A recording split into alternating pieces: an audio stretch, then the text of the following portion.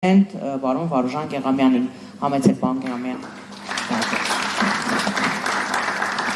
Շնորհակալություն, ուրախ եմ, որ ի հեճուկս բազմաթիվ անցանկալի իրողությունների այսօր դեռ հնարավորություն կա խոսել ու քննարկել իրենց արդիականությունը որևէ առումով չկորցրած այս հիմնախնդիրները։ Ես տրամաբանորեն շարունակելու եմ գործընկերոջս Սուրեն Մանուկյանի բացած թեման, որ ցեղասպանությունը որևէ իմաստով հնացած ոչ արդիական չէ, այն ճիշտ արդիականությունը պահպանել եւ այսօր գուցե երբևէ մեր 35 տարիների ընթացքում ամենաարդիականն է ցեղասպանության հարցը այսպես ուսումնասիրելը եւ իմ հակերձեկույցը նրված էր լինելու Ադրբեջանի կողմից 2020 թվականից հետո դրանից ի վեր իրականացված հակահայկական քաղաքականության մի քանի առանձնահատկություններին Առաջին հայացքից այս թեման կարող է թվալ այդքան էլ ոչ փոխկապակցված մեր այսօրվա հիմնական թեմայի հետ, հայոց ցեղասպանության հետ, բայց այդպիսի տպավորությունը իրականում արդյունք է մեր օրերում ձևավորված երկու հիմնական հանգամանքի։ Առաջինը, որ արտասահմանյան ու տեղական որոշ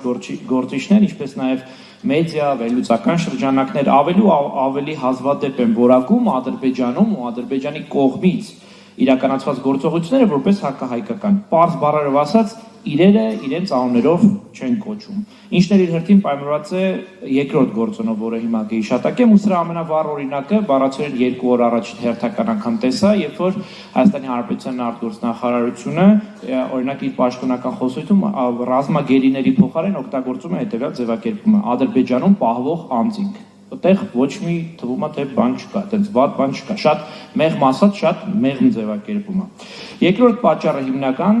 դա պաշտոնական խոսույթում, որը տարածվում է հնարավորինս լայնորեն Հայաստանի ու Ադրբեջանի միջև այսպես կոչված հաստատված խաղաղությունն է, ուստի Ադրբեջանի վարած քաղաքականությունը հակահայկական կամ առավել ցեղասպանական որակելը հակասում է գերակա խոսույթին ու քարոզին։ Ավելին այդ քարոզչական խոսույթը հայ-ադրբեջանական հակամարտության տարբեր դրվագներ, այդ թվում Բաքվի վարչակարգի վարած հակահայկական քաղաքականությունը բացառապես կապում է արցախյան հիմնախնդրի հետ դուրս թողնելով մնացած հարցերը։ Մինչդեռ իրականում այն, ինչ տեղի ունենում Ադրբեջանում 2020 թվականից ի վեր, հեշտությամբ ու գիտական ճշգրտությամբ տեղավորվում է ցեղասպանական կամ դրանց նախապատրաստմանը նպաստող գործողությունների տրամաբանության մեջ։ Եվ չնայած Իլհամ Ալիևի ու նաև որոշ դեպքերում այստեղից հնչող հայտարարություններին, որ Ղարաբաղի հարցը փակ է, հետեւաբար խնդիր, թշնամանք եւ այլն չկա, իրականությունը որևէ կերպ ուրեմն չի արտացոլվում այս պնդումներով։ Ճիշտ հակառակը 2020 թվականից ի վեր Ղարաբաղյան հարցը ճակերտներում լուծելուց հետո Ադրբեջանը ոչ միայն չի դադարեցրել իր հակահայկական ռազմականացված քաղաքականությունը, այլ ճիշտ հակառակը դրա ծավալները ընդհակառակը մեծացել են եւ ստացել են բոլորովին նոր դրսեւորումներ, երբեմն գեր-ինստիտուցիոնալիզացված։ Դրանց մեծամասնությունը այդ հակահայկական գործողությունների մնում են ոչ միայն հռետորաբանության կամ քարոզչության մակարդակում։ Այստեղ անհրաժեշտ է հիշել, որ Ադրբեջանի կողմից իրականացված բոլոր ծրագրերում ու գործողություններում առկա է առանցքային մի երևույթ՝ հայերի դեհումանիզացիա, ապա մարդկայնացում, որը լիարժեք կերպով բնորոշվում է որպես ցեղասպանական գործողություն։ Մեզ հայտնի բոլոր ցեղասպանական գործողություններում, հայոց ցեղասպանությունից մինչև Ռուանդա, ինչպես նաև հակամարտություններում դեհումանիզացիան պարտադիր կերպով առկա է։ Ադրբեջանում հայերի դեհումանիզացիայի դրսևորումները անհնար է չնկատել, ինչպես նաև հնարավոր չէ չնկատել, որ դրանց ծավալը մեծացել է։ Սա արձանագրված է արդեն մի շարք միջազգային զեկույցներով, իրավապաշտպան կազմակերպությունների, չասեմ, որ Սուրենի կողմից հիշատակված բազմաթիվ ցեղասպանագետների կողմից։ Առաջկա րոպեներին ես շատ հակիրճ կներկայացնեմ այդ հակահայկական գործողություններից հիմնականները, ինչպես նաև կանդրադառնամ դրանցից մեկին, որը կարելի է համարել այդ քաղաքականության գլխավոր խորհրդանիշը։ Այսպես, Ադրբեջանի հակահայկական քաղաքականությունը կարելի է բաժանել պայմանական, բայց շատ պայմանական երկու խմբի՝ Արցախի ու արցախահայության դեմ եւ Հայաստանի Հանրապետության եւ ընդհանուր հայության նկատմամբ վարվող։ Սրա նորից եմ կրկնում բացառապես հետազոտական նպատակներով արված պայմանական բաժանում է։ Ուրեմն դրանցից առաջինը Արցախյանը ունի երկու հիմնական փուլ՝ 2020 թվականի նոյեմբերից մինչև 2023 թվականը եւ դրան հաջորդող փուլը, որը շարունակվում է նաեւ այսօր, որին կանդրադառնա Արտակը Բեկլարյան։ Դրա հիմնական դրսևորումները կարող եք տեսնել հետեւյալ sense ցանկի մեջ, Արցախի լիակատար շրջափակում, որը որակվում է որպես ցեղասպանություն հյուծման միջոցով, genocide by attrition։ Էթնիկ զտում 2023 թվականի սեպտեմբերին, որը դարձյալ լիարժեք ցեղասպանական գործողություն է։ Արցախում հայկական մշակութային ժառանգության շարունակական ոչնչացում, բառացիորեն հիմա եթե զուգահեռ նայեք տելեգրամյան ալիքներ եւ լրատվամիջոցներ, կտեսնեք, որ հենց այս րոպեներին տարածվում է տեսանյութը, ինչպես է Ստեփանակերտի մայր տաճարը, Սուրբ Աստվածամոր տաճարը, բառացիորեն 2 օր առաջ ուրեմն գետնին հավասարեցել եւ հիմա տարածվում են դրա կադրերը, մենք այստեղ նստածներս էլ շատերս եղել ենք այդ մայր տաճարի բացման արարողությանը 19 թվականի մարտին, երբ որ ամենայն հայոց կաթողիկոսը օծում էր այն։ Ռազմագերիների խոշտանգում ու բռնաճնշումներ, թեմա, որը կարծես թե օրակարգից մի տեսակ դուրս է, բայց իրականում դա էլ ցեղասպանական գործողություններին դասվող բան է։ Արցախայցյան շարունակական դեհումանիզացիա եւ իրավունքների մերժում էլի արտակը դրանք անդրադառնա։ Սա առաջին խումբն է։ Երկրորդ խումբը, որը վերջին ամիսներին առաջին հայացքից չնայած նվազեցրել է մեզ հասանելի դրսևորումները, սակայն լիարժեք թափով ընթանում է Ադրբեջանի ներսում, Հայաստանի Հանրապետության եւ ընդհանրապես հայության նկատմամբ իրականացվող գործողություններն են։ Որոշ դեպքերում դրանք հայտնի էլ չեն դառնում հայկական լսարանին շատ բարձ պատճառով, կամ դրանք բացառապես ադրբեջաներեն են եւ չեն հասնում հայկական լսարանին, կամ Ադրբեջանի տեղեկատվական դաշտի շարունակվող անհասանելիության պատճառով դրանք չեն հասնում հայկական լսարան։ Հիշեցնեմ, որ դա էլ իր հերթին հակամարտային գործողություն Ադրբեջանը մինչև այսօր ավելի քան արդեն 15 տարի է փակ է պահում իր հիմնական մեդիա ռեսուրսների հասանելիությունը հայերի համար։ Դրանք ուրեմն հակայական գործողությունները կարելի է տեսակավորել հետևյալ հիմնական խմբում։ Առաջին Հայաստանի Հանրապետության շարունակվող շրջափակում եւ տնտեսական ճնշում։ Երբ որ ամեն օր խոսում է սահմանների բացման մասին, հիմնականում խոսք է գնում չեզոք ձևակերպումներով, չէ՞։ Սահմանները պետք է բացվեն։ Մինչդեռ պետք է հիշել, որ թե Ադրբեջանի Հանրապետությունը եւ թե Թուրքիայի Հանրապետությունը Հայաստանի Հանրապետությունը բլոկադայի են ենթարկում, որը իր հերթին կարող է որակվել որպես ցեղասպանական գործողություն։ Բայց երբ որ ասում ենք սահմանները պետք է բացվեն, ոնց որ պատասխանատվությունը Թուրքիայից ու Ադրբեջանից հանում ենք ու նաեւ երբեմն հակառակ խոսույթը ասում է, որ մենք ենք մեղավոր ու սահմանները փակեն։ Մինչդեռ նորից եմ կրկնում, դա լիարժեք ցեղասպանական գործողությանը բնորոշ գործողություն է։ Հայաստանի ու հայերի նկատմամբ ագրեսիա պետական քարոզության միջոցով։ Կարծում եմ բազմաթիվ օրինակների դուք էլ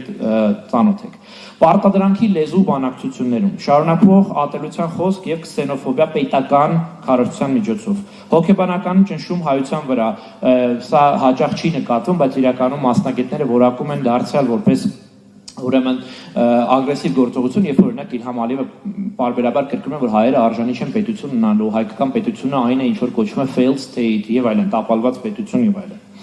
Հաջորդ խումբը հայերի տարբեր խմբերի շարունակական թիրախավորումները Ադրբեջանում եւ Թուրքիայում։ Այստեղ երևի պետք է հիշել այն թիրախավորումը, որը բոլորիս է վերաբերվում Հայաստանի տարբեր այլախոհ խմբերին կոչել ռևանշիստներ, ռադիկալներ, ծայրահեղականներ եւ այլն։ Սա եւս որակվում է գիտության մեջ որպես ցեղասպանական գործողությանը նպաստող գործողություն, այսինքն սա հայերի հանդեպ քսենոֆոբիա եւ ռադիկալացում առաջացնող ուրեմն նախապատրաստող գործողություններ են։ Եվ վերջի 3-ը, որը երևի ամենահայտնին է այսօր Հայաստանում, Արևմտյան Ադրբեջանի այսպես կոչված կամ Արևմտյան Ազանգեզուրի ծավալապաշտական հայեցակարգի առաջմղում, վստահ եմ տեսել եք շատերը այդ տասնյակ ու հարյուրավոր քարտեզները, որոնք տարածվում են Ադրբեջանում ամենօրյա ռեժիմով դասագրքերից մինչև պետական հաստատություններ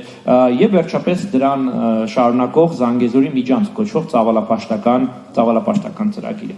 Այս բոլորը Ադրբեջանը նաեւ սա շատ կարեւոր է դուրս է բերում ներ-ադրբեջանական խոսույթից միջազգային հարթակներ եւ այսօր որոշ տեղերում արդեն ունի հաջողություն, գործընկերներս չեն թողի, որ սխալվեմ այս հարցում, շատ տեղերում, եթե առաջ օրինակ Արցախյան հարցն էր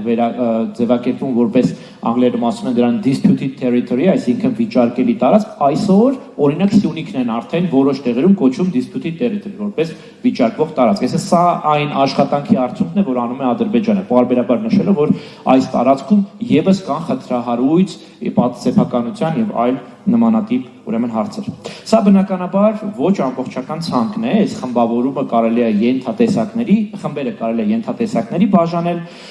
ավելին չնայած շատերը դիտարկում են սա որպես բացառապես Ադրբեջանում ներքին նշանակության ու սպառման քարոզության դրսևորում, մենք պնդում ենք, որ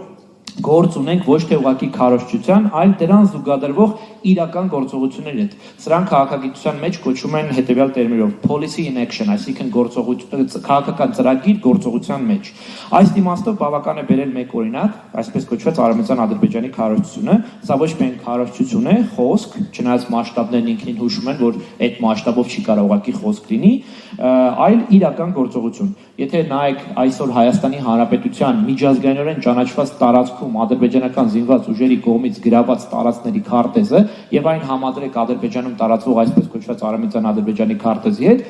այսպես տարօրինակ կերպով դրանք ամբողջությամբ համընկնում են։ Այսինքն մենք գործ ունենք այդ գործողություններին եւ լեգիտիմացնող գործողությունները եւ դրան նպաստող իրավիճակի հետ։